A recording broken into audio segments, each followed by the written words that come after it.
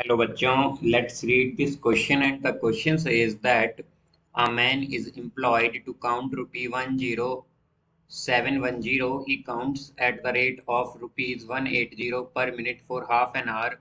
After this, he counts at the rate of rupees 3 less every minute than the preceding minute. Find the time taken by him to count the entire amount. तो आइए अब इस question को यहाँ पर हम solve कर लेते हैं। इस क्वेश्चन में हमसे कहा गया है कि एक मैन है जो कि एम्प्लॉय किया गया है टू काउंट रुपी 10710 और वो काउंट करता है eight the rate of 180 per minute for half an hour. और उसके बाद he count at the rate of 3 less every minute than the preceding minute. तो हमें बताना है कि टोटल टाइम कितना लगेगा उसे उस एंटायर अमाउंट को काउंट करने में।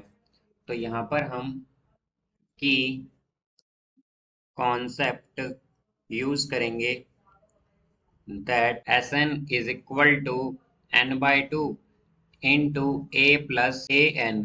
तो यहाँ पर हमारे पास ये बेसिकली एपी में सम का फॉर्मूला होता है सम ऑफ एन टर्म्स का। तो Sn क्या रिप्रेजेंट करता है? Sum of n terms in AP. N represent करता है number of terms, a represent करता है फर्स्ट टर्म और ए एन रिप्रेजेंट करता है nth टर्म को।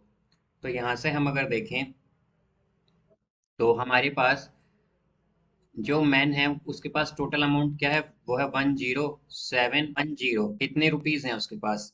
अब वो अगर काउंट करता है at rate of 180 per minute for half an our, तो 180 के पर हाफ एन आवर के लिए वो काउंट करता है। तो 30 से मल्टीप्लाई कर देंगे बिकॉज 180 पर मिनट काउंट कर रहा है और 30 मिनट तक काउंट करता है। तो उसके पास क्या आ जाएगा? ये अमाउंट होगा हमारा 5 रुपीज 5400 हो जाएगा। अब यहाँ से अगर हम देखें तो हमारे पास टोटल अमाउंट क्या था? टोटल अमाउंट था 10710। अब रिमेनिंग अमाउंट क्या हुआ?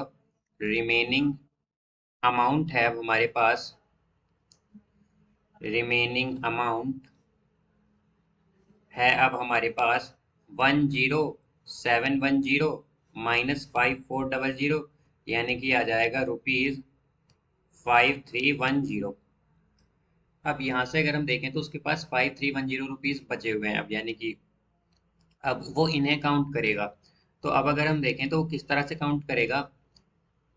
अब क्या होता है कि हर काउंट के साथ 3 लेस होता है every minute than the preceding minute. तो क्या होगा?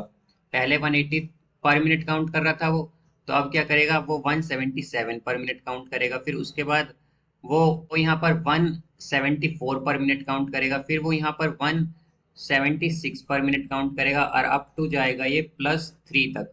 बिकॉज अगर हम देखें तो यहाँ पर 3 तक इसलिए जाएगा बिकॉज 3 मिनट लेस होते हैं एवरी मिनट। तो अगर 3 के बाद वो काउंट करेगा तो क्या आएगा?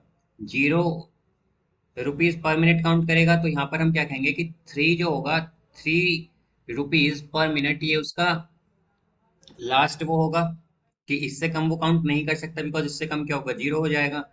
तो इतने में उसे कितने रुपीज काउंट करने हैं? उसे काउंट करने हैं रुपीज 5310। अब अगर हम देखें तो ये हमारे पास एक एपी बन गई है जिसमें कि ए क्या है यानी फर्स्ट टर्म क्या है? 177। एल क्या है यहाँ पर, या हम कहें कि ए एन क्या है? ए एन है यहाँ पर 3।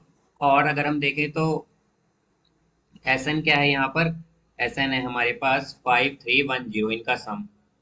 तो यहाँ से हमारे पास एस एन का फॉर्मूला हमने की कॉन्सेप्ट में देखा था, क्या होता है? N by two into A plus A N. तो ये आ जाएगा 5310 is equal to N by two into 177 because ये ए है +3। तो ये आएगा हमारे पास यहाँ से एन इज इक्वल टू आ जाएगा यहाँ से 59 मिनट। तो उसे 59 मिनट लगेंगे 5310 रुपीज को काउंट करने में। अब यहाँ पर अगर हम देखें तो ये तो उसे टाइम लगेगा 5310 रुपीज को काउंट करने में, बट उसे हमारे पास टोटल अमाउंट क्या था? 10710, जिसमें से कि उसने कितना अमाउंट काउंट कर लिया था? 5400 काउंट किया था उसने 30 मिनट में।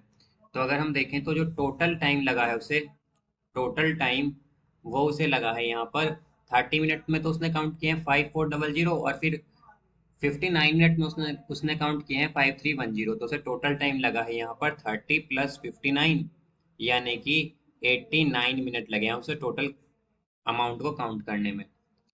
So the answer is 89 minutes. So I hope you understood it well. Best of luck. Thank you.